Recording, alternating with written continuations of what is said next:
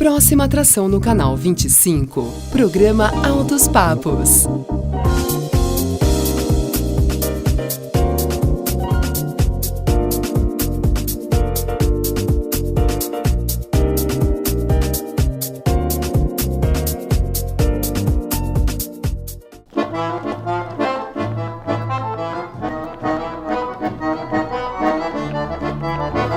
E aí, tudo bem com você? Tá começando mais um Altos Papos aqui pelo canal 25 da NET. Tá tudo bem? Tá aí no domingão? Final de semana foi tudo bem? Tá na nossa forma inédita então. Lembrando que sempre inédito aos domingos, das 6 às 7 da noite. Mas você que está nos assistindo aí também em uma das 3 reprises diárias, muito obrigado pela sua audiência, hein? E você que nos assiste sempre no horário fixo também, 00:30. Se você precisou sair aí durante o dia, pegou o programa na metade, ou vai ter que sair na metade do programa, não há problema. Diariamente aqui no canal 25, você assiste a nossa reprise, tá certo? Ou ainda você que nos assiste em qualquer lugar do mundo, através do nosso canal no YouTube, Altos Papos com Robson Marcelo. Altos Papos de hoje, tenho a honra de receber aqui Ele vai contar essa história, mas é jundiaense de coração e um dos grandes astros do teatro brasileiro. Carlos Mariano, obrigado por aceitar o nosso convite. Obrigado. Prazer é meu. Vamos se divertir um pouquinho aí. Tá certo. Vai contar boas histórias aqui. E ainda na parte musical estou recebendo João Baracho e Gabriel Nani. Muito obrigado por aceitarem o nosso convite. Eu que agradeço. Obrigado. Agradecemos. E no início do nosso programa, você sabe, eu sempre trago uma mensagem para você. A mensagem que eu trouxe foi essa daqui. Conta a história do pai e do filhinho de apenas 6 anos, que chegou em casa gritando com a irmã mais velha. Ele gritava porque a irmã mais velha prometeu de fazer uma coisa e não fez. O pai então ficou indignado com o filho. Filho, isso não se faz. Não se grita assim com as pessoas. Ele falou assim, por quê, pai? Ele falou, é simples, vem comigo. Eles moravam num sítio. Foram perto da estrada onde passavam algumas carroças. De repente, ele escuta um barulho e diz ao filho, filho, você escuta alguma coisa? Ele falou, não estou escutando nada. Então apure os seus ouvidos. O filho então apurou e falou, estou escutando sim, parece que é uma carroça. Ele falou, isso mesmo.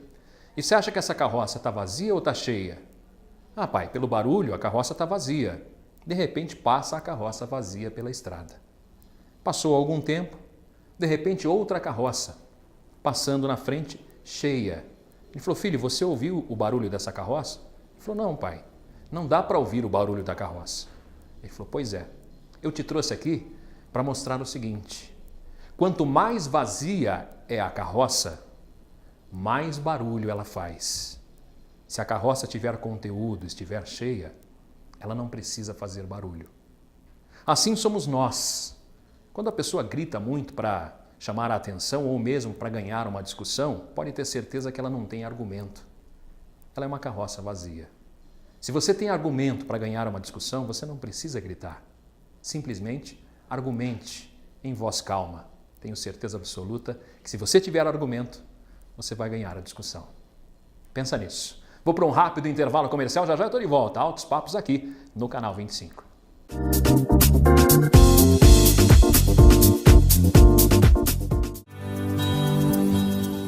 A linha industrial Demarque é utilizada por conceituadas indústrias ao redor do mundo, servindo como base a dezenas de produtos finais, sorvetes, sucos, iogurtes, geleias, baby food, disponibilizando mais de uma centena de produtos, que vão de sucos concentrados, polpas, frutas e legumes congelados a açaí, extratos de tomate e sucos refrigerados. Nas últimas 7 décadas, a Demarque vem fincando raízes pelo Brasil e levando seus frutos mundo afora.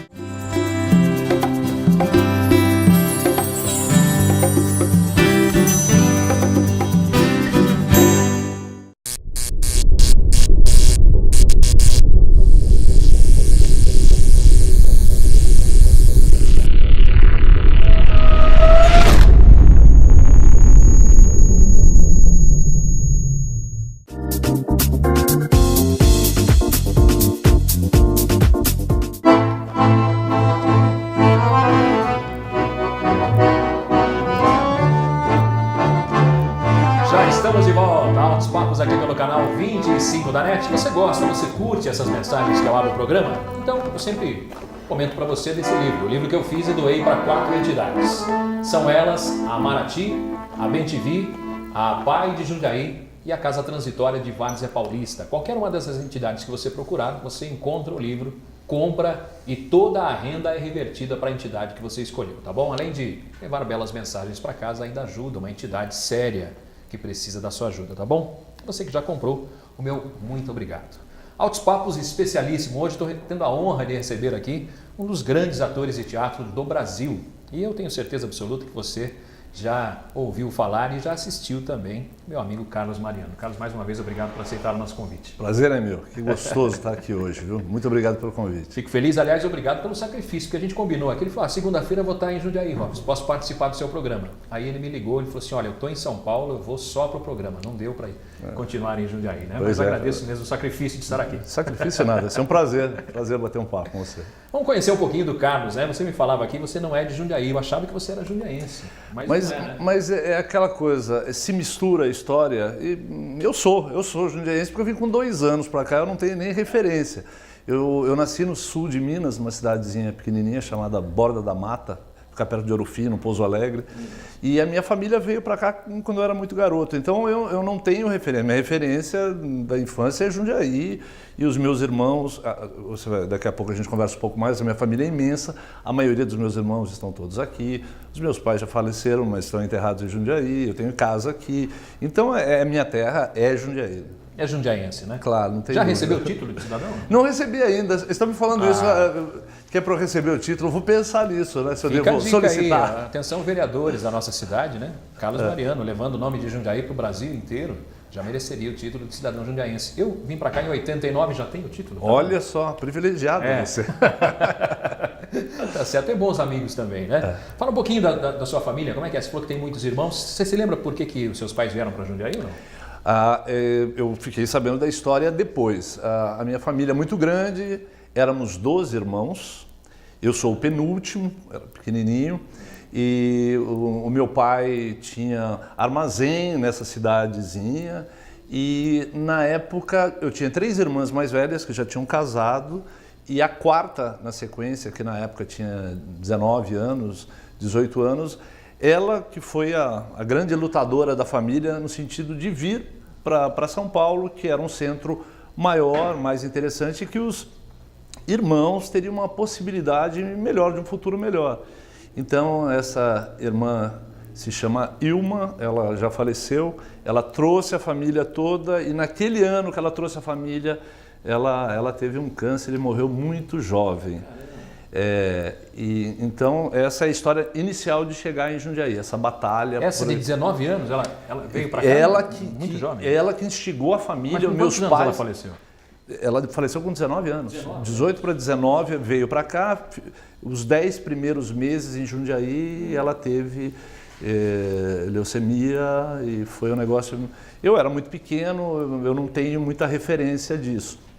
Mas ela que foi a pedra mais importante disso. E a família está linda, maravilhosa, tenho mais de 30 sobrinhos, os irmãos estão todos por aí. 12 irmãos também. 12 Aliás, irmãos. seus pais não tinham televisão, né? Não tinha, mas não tinha mesmo, na época não tinha, lá não tinha, a diferença era outra. Estamos sem fazer nada, vamos fazer um filho. Pois é assim, não é?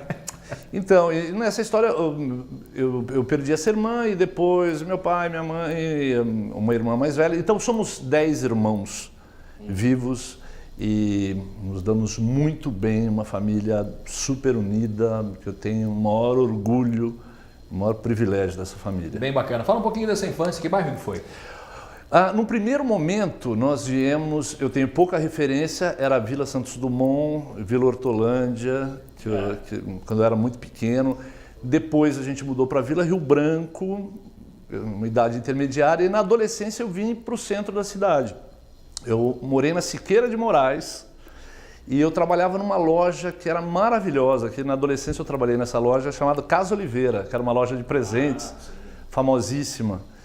E daí eu passei dos meus 14 até os meus 18 anos trabalhando na Casa Oliveira, que eu tenho recordações maravilhosas, muito da minha educação eu tive junto com essa família do seu Antônio Oliveira, dona Glaís Oliveira, que eram já senhorzinhos na época, me trataram com tanto carinho, tanto que eles que conseguiram uma casa para a gente morar do lado da casa deles na Siqueira de Moraes.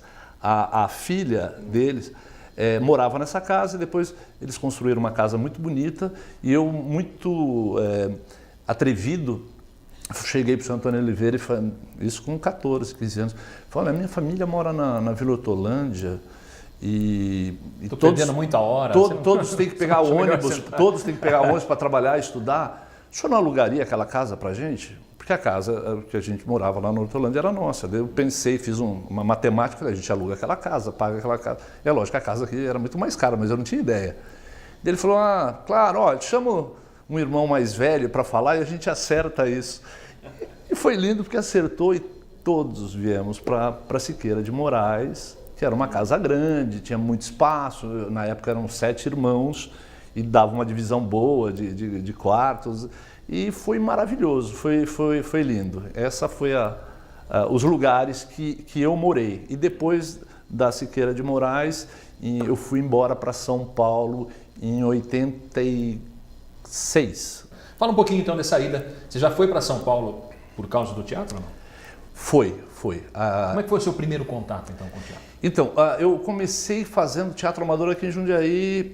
Eu estudava 8ª série Conde de Parnaíba, do lado de casa. E um pessoal do Colégio Rosa, na época, eles foram fazer uma apresentação no nosso pátio do colégio e eram monólogos desse grupo de teatro que era muito famoso, que eu não tinha ideia, que era chamava Teatro Estudantil Rosa. E eu não tinha muita noção do que queria fazer da vida nessa idade. E eu sabia que você não queria ser vendedor o resto da vida, né? Não queria, eu gostava muito de esporte, tanto que eu comecei a fazer, fui fazer educação física, comecei a fazer educação física, então, mas eu não tinha muita ideia. E depois que eu vi aquele espetáculo daquele pessoal do Rosa, eu fiquei fascinado por aquilo. Não que era a decisão de ser ator, mas eu gostei daquilo, eu queria ver o que era aquilo. E daí eu resolvi me matricular no Rosa para fazer parte desse grupo de teatro, de alguma forma entrar, porque tinha educação artística, que era bem interessante. Então fui para lá e eu comecei a fazer um curso técnico, que na época vocês podiam escolher qualquer curso, na época eu escolhi contabilidade, porque eu não sabia que profissão ainda seria no futuro. Falei, contabilidade na época era uma coisa até que interessante. Eu falei, vou fazer técnico em contabilidade. E na verdade tinha uma história antigamente, trabalhar em escritório é chique. Escritório e banco, né? Isso, naquela época era bom, você podia ter um futuro, alguma coisa assim. E daí eu comecei a participar do grupo de teatro. De uma forma, num primeiro momento assim, boba, mas daí eu fui participar do Festival de Monólogos, como aquele pessoal do colégio que eu assisti, e eu acabei indo muito bem no festival. Era um festival que tinha 30 atores, 30 estudantes, e eu queria só participar, e eu acabei indo para a final. Na época veio um ator que era famosíssimo na época, chamado Geraldo Del Rey, que era um ator de cinema, ganhou Palma de Ouro, era um galã da época do cinema. Era um Antônio Fagundes. Isso, exatamente. Procure Geraldo Del Rey, vocês vão ter referência a quem é. Fantástico. E esse cara terminou a minha apresentação, eu fui para a final, fiquei em segundo lugar, ele me chamou e falou, olha, eu te dei o primeiro lugar. Eu falei, cara, que legal. E eu ganhei bolsa de estudo, porque eu pagava a escola. E eu não precisava mais pagar a escola. E ele falou, se você tiver vontade dessa profissão, eu te aconselho isso. Me deu algumas indicações básicas para eu poder pensar nisso. Daí eu fiquei com isso na cabeça, falei, poxa, pode ser para o futuro. Daí no ano seguinte eu participei do outro festival, daí fiquei em primeiro lugar. E no grupo, que tinha muitos atores, daí eu, em pouco tempo, passei a ser o ator principal do nosso grupo, que já era muito bom. A gente participava de festival estadual, festival brasileiro, ganhava prêmios, viajava, representava Jundiaí. Isso nos anos 70, começo dos anos 80. E vinham atores maravilhosos assistir a gente. Veio Caruso, na época, a Jussara Freire, assistia. Cleide Diáconis, que era famosíssima, irmã de Cacilda Becker, era fantástica. E todas essas pessoas me deram um apoio no sentido, você tem condição de um dia, se você resolver.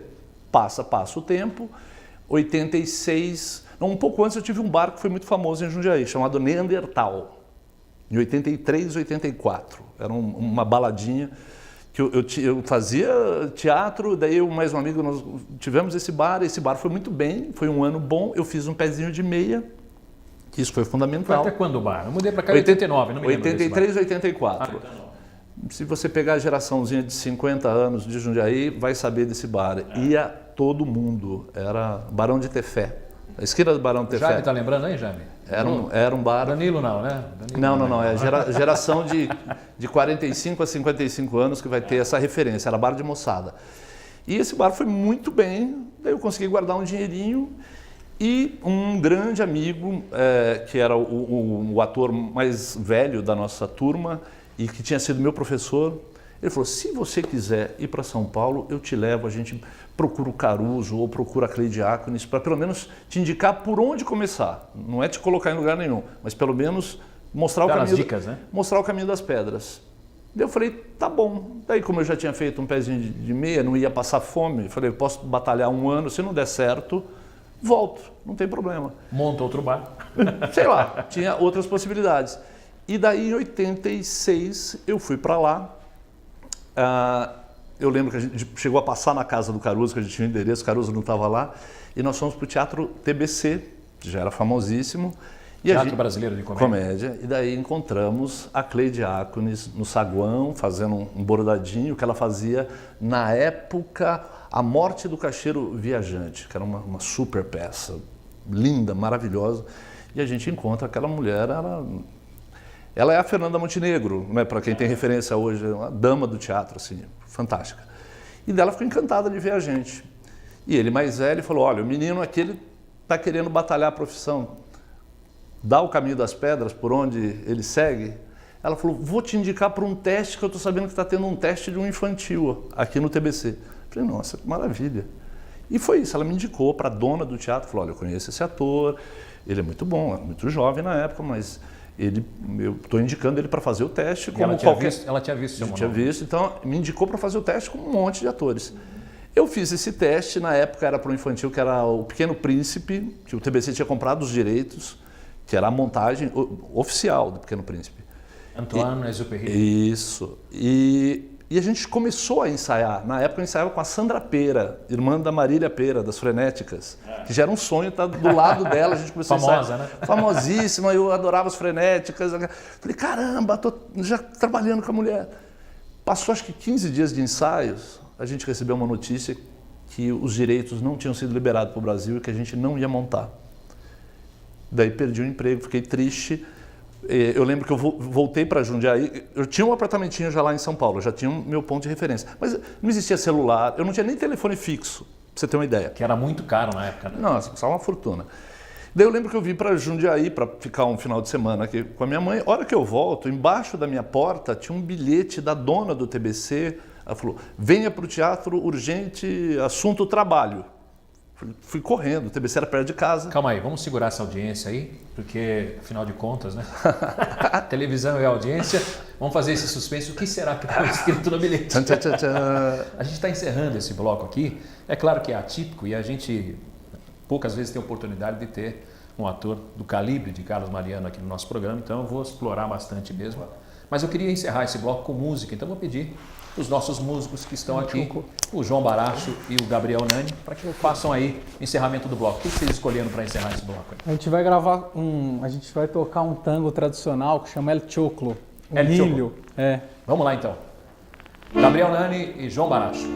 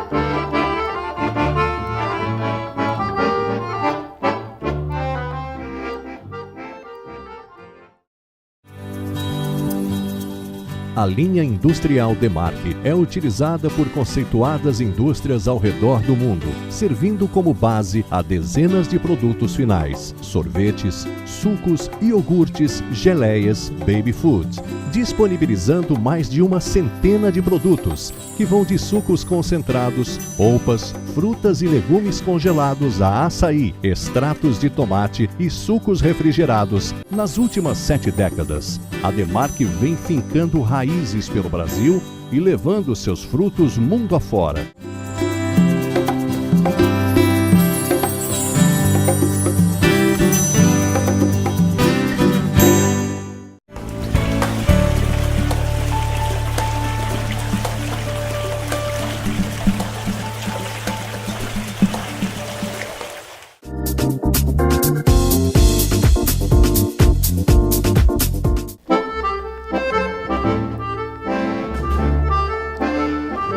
Já estamos de volta, Altos Papos aqui pelo canal 25 da NET, Altos Papos especialíssimo, hoje recebendo o ator mundialmente conhecido Carlos Mariano e ainda na parte musical estou recebendo João Baracho e Gabriel Nani. No primeiro bloco conversei bastante aí com o Carlos Mariano, mas eu quero conhecer também um pouquinho dos músicos que estão aqui, né? João Baracho e Gabriel Nani. Vou começar com o João. João, muito obrigado por aceitar mais uma vez o nosso convite, viu? Eu agradeço, muito feliz de estar aqui.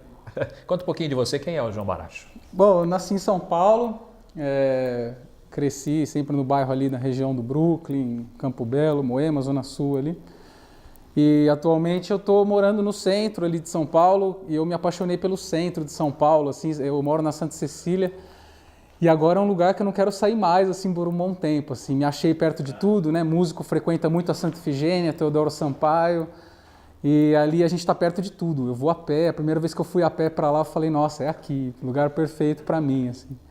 E muito perto dos teatros, né? Eu trabalho muito com orquestra, eu faço gravação, então eu estou perto do Teatro São Pedro, estou perto do Teatro Municipal e da Sala São Paulo, que são os lugares que eu mais frequento, assim. Então. Bem bacana, bem bacana. E estou recebendo também meu amigo de longa data já, Gabriel Nani. Gabriel, mais uma vez, obrigado por aceitar o nosso convite. Obrigado a você por ter me convidado para participar aqui. Fico muito contente, muito feliz. Para quem não conhece o Gabriel, é quase impossível, né? O mundo inteiro conhece. Mas conta um pouquinho do Gabriel. Quem é o Gabriel? Bom, eu sou nascido aqui em Jundiaí, sempre morei ali na Vila Arens, né?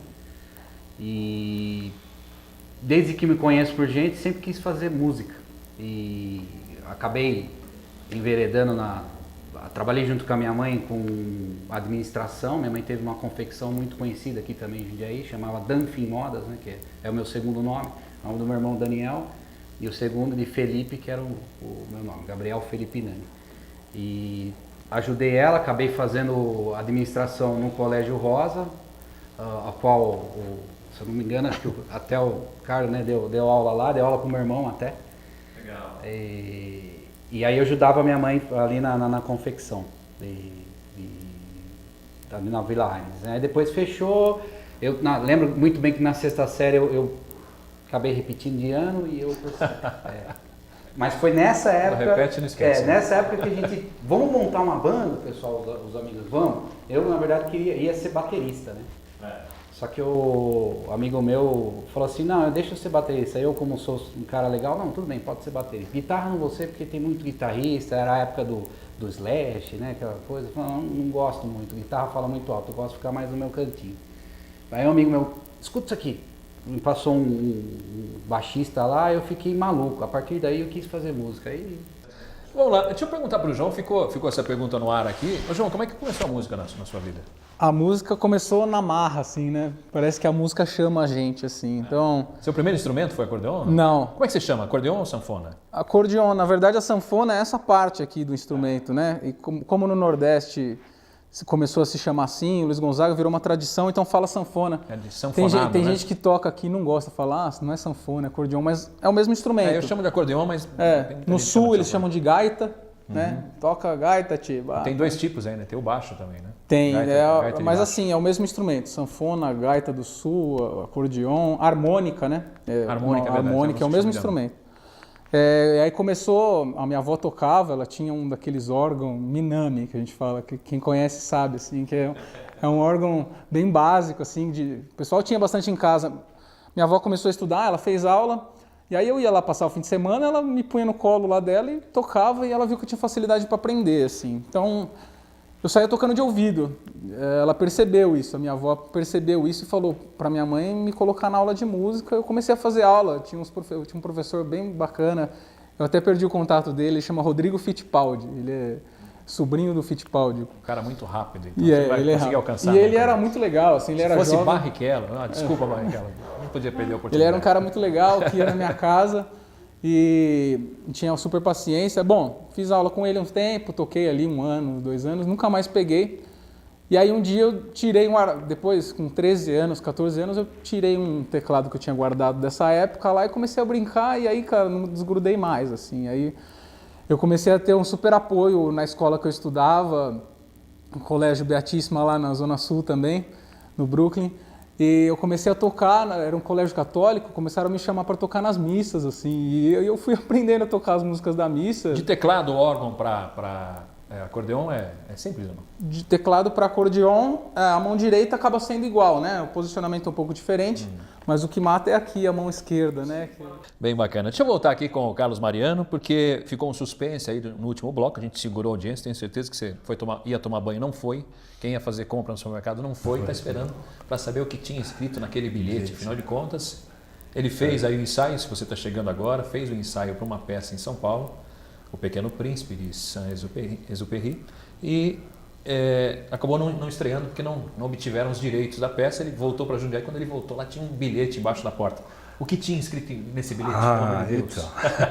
Então, a dona do teatro convidando para retornar, que tinha uma substituição num outro espetáculo infantil que era para eu entrar imediatamente. Esse infantil era Os Três Porquinhos, e eu tinha que entrar na semana sem ter assistido o espetáculo. E eu entrei, substituí rapidamente, e eu comecei a minha carreira em São Paulo fazendo... Era um papel intermediário? Não era um papel bom, era o Lobo Mau. Caramba! E o Porquinho, para você ter uma ideia, era o Rodrigo Faro. Então, foi desse jeito. Então, pra você ver, o Rodrigo foi bem. O Rodrigo era garotinho ainda, ele já fazia bastante publicidade. Nessa época eu conheci uma menininha que fazia muita publicidade com ele, que era bonitinha, que o teatro também chamava Angélica. Já ouviu falar já? Já ouvi falar. Então, foi esse começo no TBC, entrando de sopetão nesse infantil, que já era um sucesso, Os Três Porquinhos, lotava a sala Sobradado. E eu fiquei assim 1 ano fazendo direto, e dali engrenou uma coisa na outra e não parou mais. Você fez essa substituição e acabou pegando o papel? Sim, porque o ator que fazia, ele tinha sido convidado para fazer uma novela na Globo, e ele tinha que sair imediatamente. Sim. E como... Então não era uma substituição esporádica? Não, era para já, e foi alucinante, porque era coisa de louco naquela época. Era assim, eu não tinha assistido a peça. Porque é muito comum, a pessoa que está assistindo agora, talvez não saiba disso, mas é muito comum no teatro ter atores reservas, né? Principalmente nos musicais. Principalmente exato. musicais por causa da voz. Exatamente. Naquela época não foi isso, não. Como ela já tinha, a dona do TBC, que ela tinha muitas produções, Magnólia, o nome dela,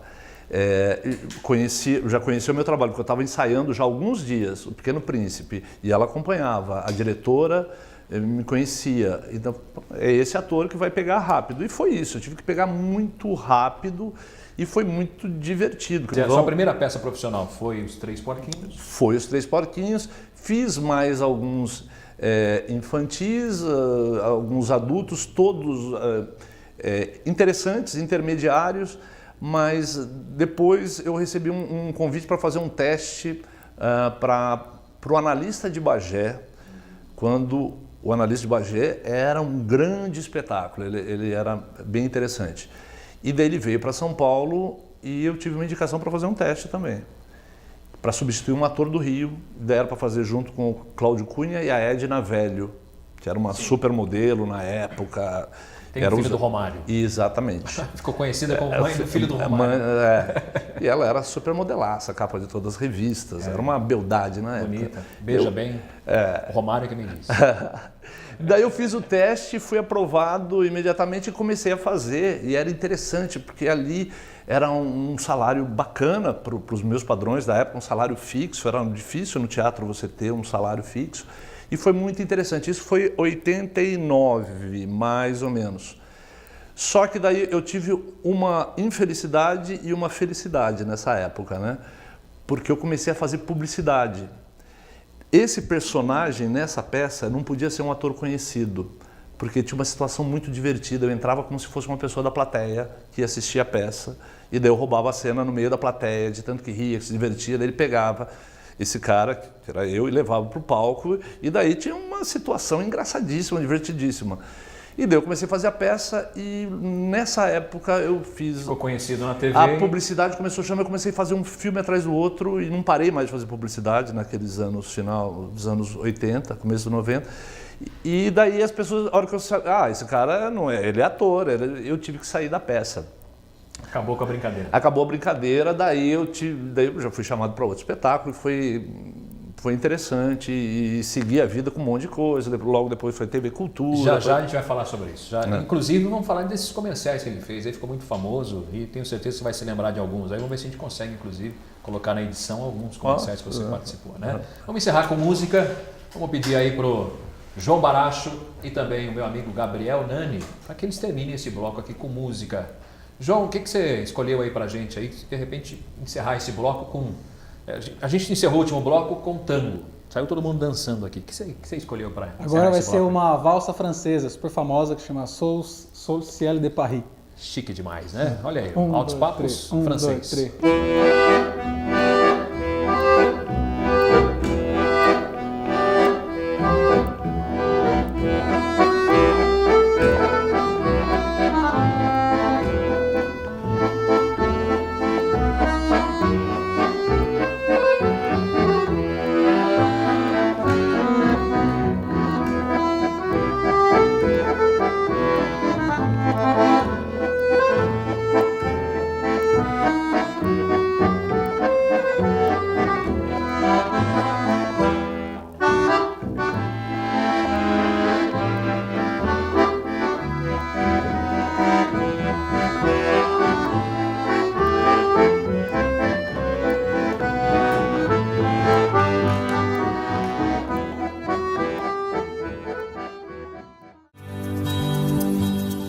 A linha industrial Demarque é utilizada por conceituadas indústrias ao redor do mundo, servindo como base a dezenas de produtos finais, sorvetes, sucos, iogurtes, geleias, baby food, disponibilizando mais de uma centena de produtos, que vão de sucos concentrados, polpas, frutas e legumes congelados a açaí, extratos de tomate e sucos refrigerados. Nas últimas 7 décadas, a Demarque vem fincando raízes pelo Brasil e levando seus frutos mundo afora.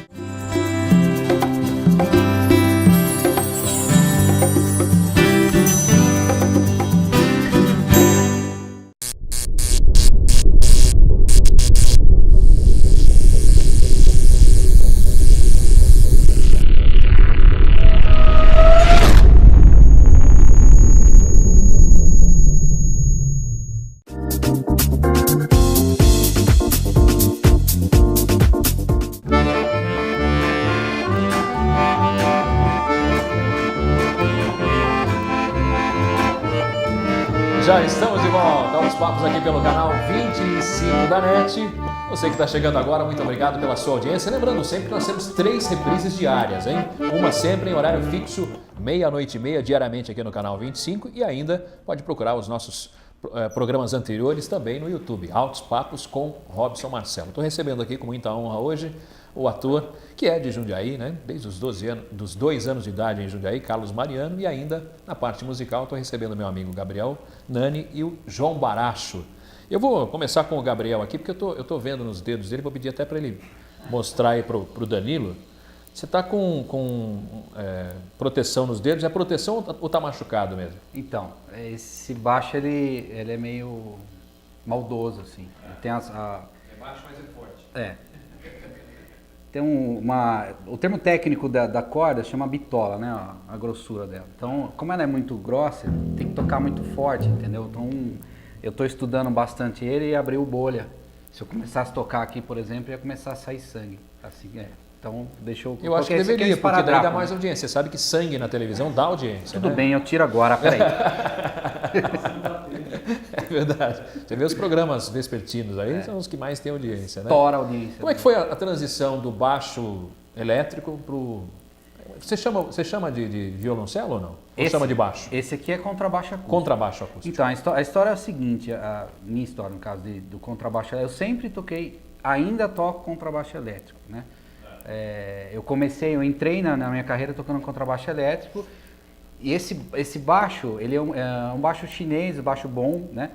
Só que eu comprei ele faz um bom tempo e eu deixei ele parado, porque quando eu ingressei na música, eu quis fazer faculdade, fui para São Paulo e não tinha como eu me locomover de Jundiaí para São Paulo, eu ia de trem, não dá para levar isso aqui de trem. Então eu fiz a faculdade, me formei em contrabaixo elétrico ali na Santa Marcelina, foi onde eu conheci o meu grande amigo João, né? A gente tá com esse trabalho junto e o baixo ele foi ficando de lado, foi ficando de lado, foi ficando de lado. Aí veio a oportunidade de eu ingressar a trabalhar em navios de cruzeiro, fui para fora, fiquei 4 anos, não pude, a companhia infelizmente não pagava, né? E até o meu agente falou assim, olha, é melhor você não levar o baixo acústico, porque senão ele se quebrar. Eu tive 5 casos, apenas um caso que eles conseguiram recuperar o dinheiro do contrabaixo acústico. Então eu deixei ele em casa e levei o baixo elétrico. Mas foi uma transição meio que vai, aí eu paro, vai, lenta. paro.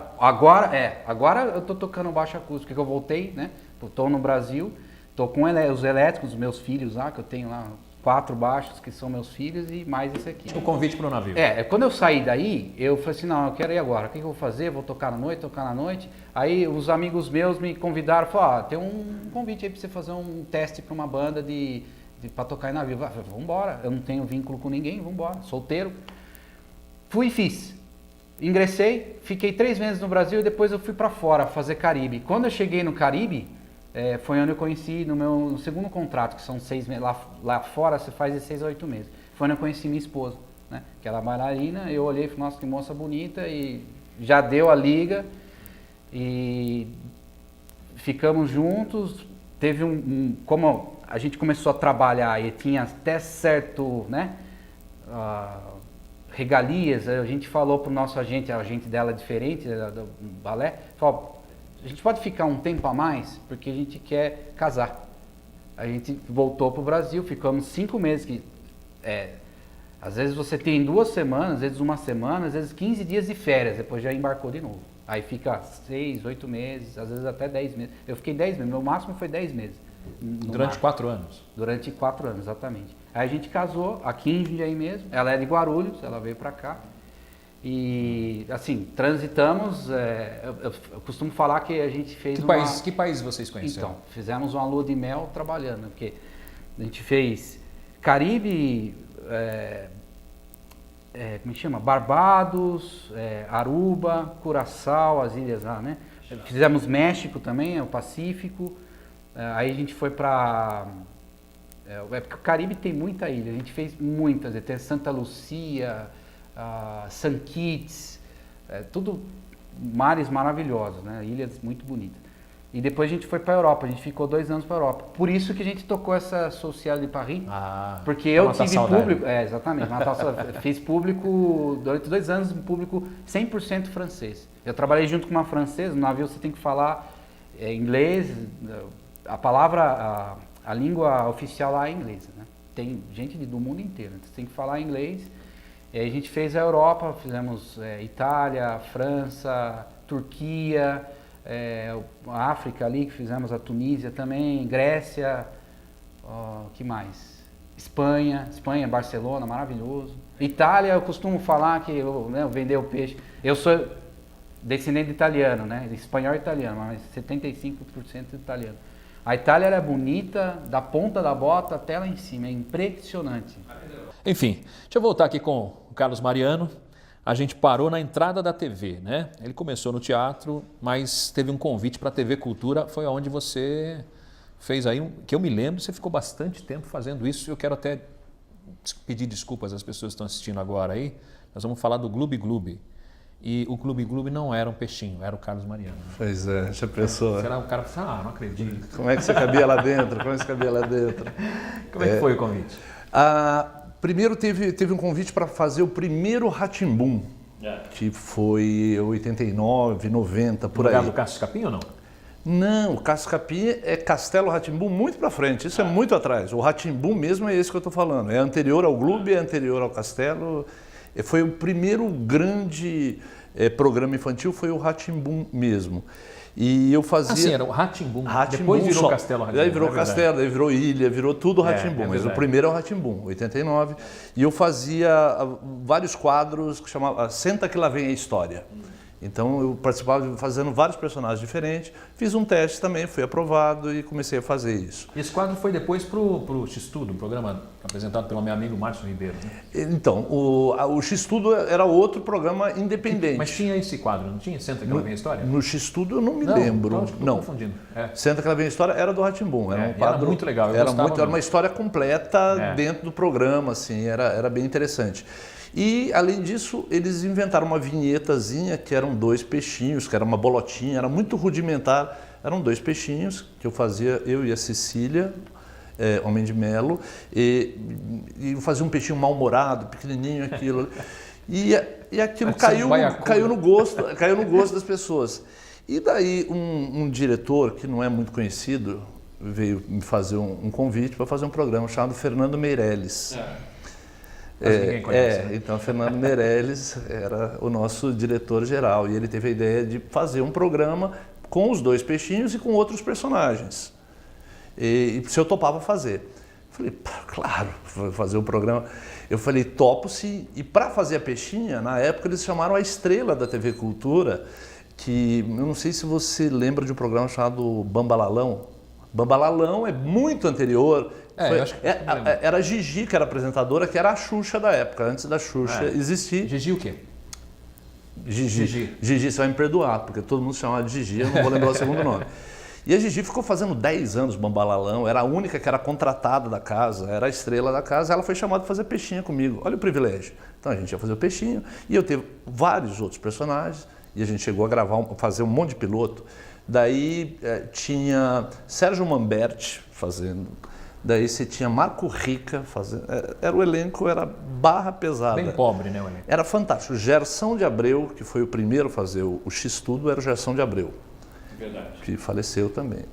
E, inclusive o Márcio Ribeiro também. Né? Os dois X-Tudos, os dois gordos. Tive o prazer de... Os 2 gordos que eu era apaixonado, falavam, seus gordos, brincava, apertava, cuida disso. Eles não cuidaram, para ficar atento aí. E, na verdade, ficou um tempão a gente fazendo aquilo, mas dava um trabalho danado, que era chroma key, o corpo do chroma key, para quem está em casa, não apareceu o resto do corpo, tinha que aparecer a cabeça dos peixinhos, né? A cabeça da gente tinha que entrar naquele peixe de uns 60, 70 centímetros, e a parte de baixo do corpo não podia aparecer, então colocava uma malha verde, o fundo do cenário tinha que ser verde para a gente desaparecer. Só que tinha que inserir todos esses outros personagens. E começou a dar um trabalho tão grande, que a Cultura resolveu cancelar todo esse projeto e resolveu fazer um projeto mais simples, que seriam só os 2 peixes. Daí, com os quadros. Daí fiquei eu e eles resolveram abrir teste para a peixinha. Então saíram todos, fiquei só eu, daí foi a Gisela Arantes que entrou para fazer a peixinha. E daí era um programa pequeno, num primeiro momento eles queriam fazer 60 capítulos, 60 episódios. Então a gente comentava o desenho, a massinha que passava dentro da televisão, no fundo do mar. Então era uma coisa, era mais um comentário nosso da historinha que estava acontecendo na televisão. Só que a coisa de tal forma pegou e engrenou, foi maravilhoso. E daí de 60 foi para 100, foi para 200, foi para 300 e acabamos em 670 programas. Foi o programa que ficou, desses todos, foi o que ficou mais tempo no ar.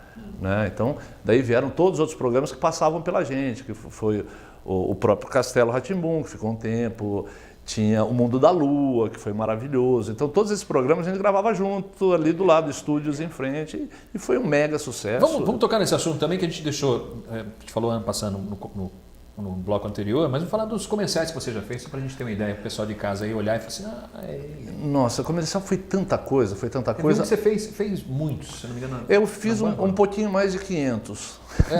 Pouca coisa. Eu fiz muita coisa. Daí tem muita coisa que é regional, por exemplo, tem o comercial agora, mas passa só no Nordeste, não passa aqui. Então, às vezes, tem coisa que é só no interior. Como já teve comercial também, que eu fui fazer em Los Angeles, fazer um comercial mundial da Kodak lá nos anos 90, então é muita coisa.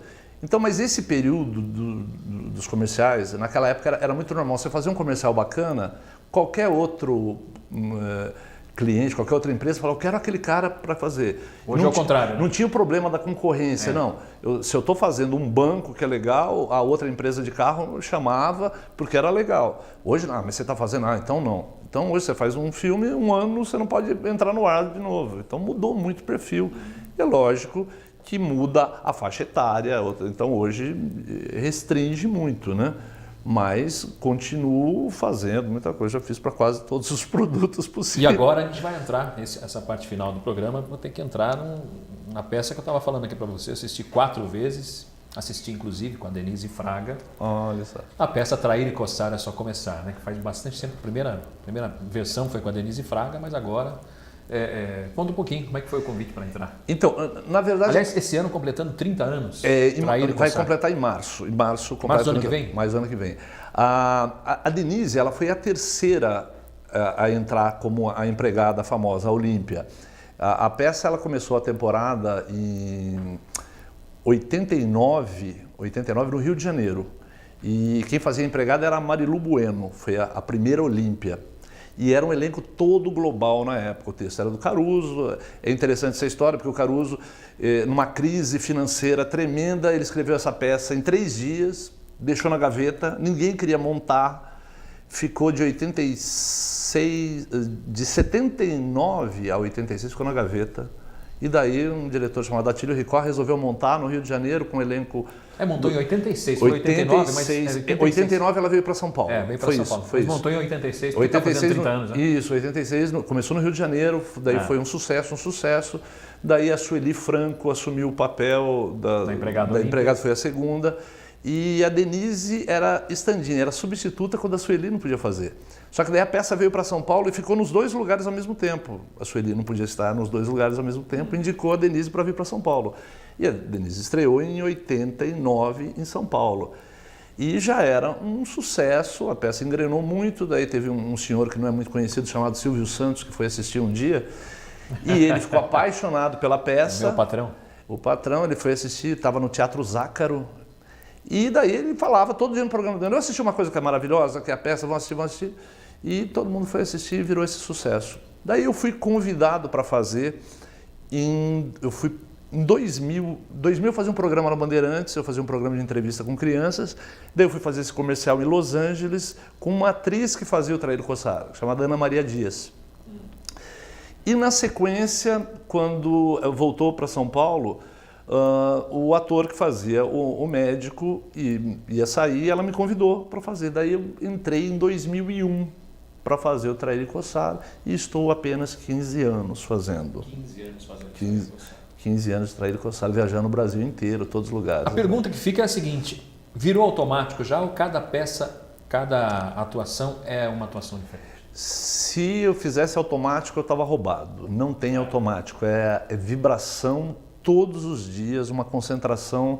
As pessoas têm dificuldade de entender isso. Porque a gente entra, é uma leveza, uma loucura, uma correria, só que aquilo é tão bem orquestrado, né? Você tem um diretor que é o José Scavazini. E aliás, o cenário novo, esse cenário que você, não sei quanto tempo vocês estão nesse cenário, ficou maravilhoso. Ficou lindo, A troca de cenários, mobilidade no palco. Mobilidade. E o que fascina é se abre porta, pega a hora que o outro sai, o outro não viu essa coisa, um não ouve o que o outro ouve. Então essa loucura, só que isso é muito bem ensaiado. Se o ator não tiver precisão, mas é precisão é filigrana mesmo, não consegue fazer a peça é dificílima de fazer. E quem entra achando que já sabe, vai dar errado, Então, todo dia Esse elenco está há quanto tempo junto? Cada um tem idades diferentes, mas a maioria muito tempo. Eu e o Mário Sérgio, que faz o meu parceiro, né, em cena, somos os dois que estão há mais tempo. Ele está há 16 anos, eu estou há 15, daí a Anastácia, que faz a empregada, está há 12 anos. Anastácia, um beijo para você, viu? Saudade. Carla Pagani também está há 10, Carla Pagani 8... que está morando em Jundiaí ainda, né? Não, ela voltou, agora voltou? A atriz que está menos tempo é a Tânia Castela, que vai fazer 1 ano. Então todo mundo está há muito tempo e é um elenco super experiente. E agora a gente está, da semana passada até o final de dezembro, até o meio de dezembro, a gente está no Teatro Augusto em São Paulo, de sexta, sábado e domingo, vamos ficar no Teatro Augusto. Fica a dica para você, quem não assistiu, aliás, quem já assistiu, eu assisti 4 vezes, as 4 foram diferentes, por isso que eu perguntei, né, se virou automático, porque as 4 são diferentes e quando pega atores diferentes também, acaba modificando um pouco, cada um dá o seu molho, o seu molho, fica muito legal, virou filme inclusive. Filme, série, no Multishow. O Cássio Gabos Mendes que fez? O Cássio Gabos que fez. Ele que fez seu papel, fez né? o papel do médico, é isso. Não convidaram você para fazer o filme? Não, na época não, porque o filme era uma linguagem totalmente diferente, como também no Multishow era uma linguagem totalmente diferente. E eu acho a peça, ela é vibrante, é muito diferente. No filme você não consegue retratar de jeito nenhum que é a peça, e nem na televisão você não consegue retratar. Você tem que ver no teatro que você vê os ambientes simultâneo, a loucura e a risada, que você tem risada a cada 30 segundos. Né? O Caruso montou de tal forma que a estrutura que você se diverte o tempo todo. No filme é mais difícil você se divertir. É verdade. O filme é engraçado. Né? É engraçado, você sorri, você não ri, não gargalha na peça, você gargalha. E se você tem um erro, uma coisa, você está vendo ao vivo, não tem preço. Né? Fora o Trair e Coçar, você está em outro projeto? Tenho 2 outros projetos maravilhosos, que é direção do Caruso, os outros 2. Que fala sobre dependência química. Projeto lindo, eu faço há 8 anos, tudo comigo é a longo prazo. Ainda bem, né? Ainda bem. Um há 8 anos, é uma peça há 8 anos, e a outra tem 2 anos. Vai ser uma trilogia. Já está sendo preparada essa 3ª peça.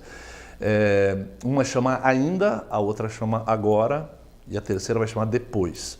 Todos esses espetáculos a gente tem patrocínio, sempre tem empresas bancando. Inclusive nós fizemos em Jundiaí, agora tem 3 semanas ou 4 semanas. Falou em Caruso, fica fácil arrumar um patrocínio. E esse projeto, ele é lindo, ele é muito bem feito, que é um problema que todos nós estamos vivendo, essa coisa das drogas, e ele é muito bem feito. Tem gente que fala, vou assistir uma peça que fala sobre droga.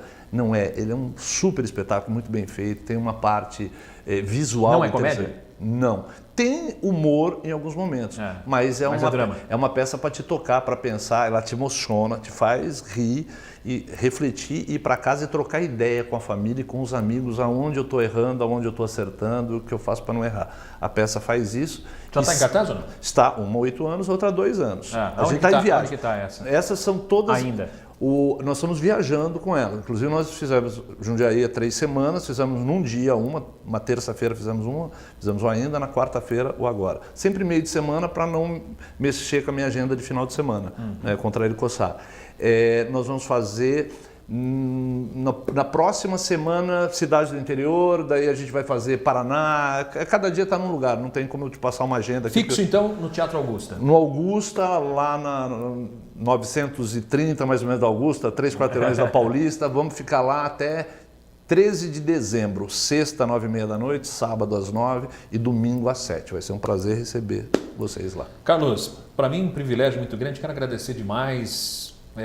Eu havia te convidado antes, você não pôde, aí você me procurou, falou, eu vou estar no dia 5, posso gravar o seu programa, achei super gentil da sua parte.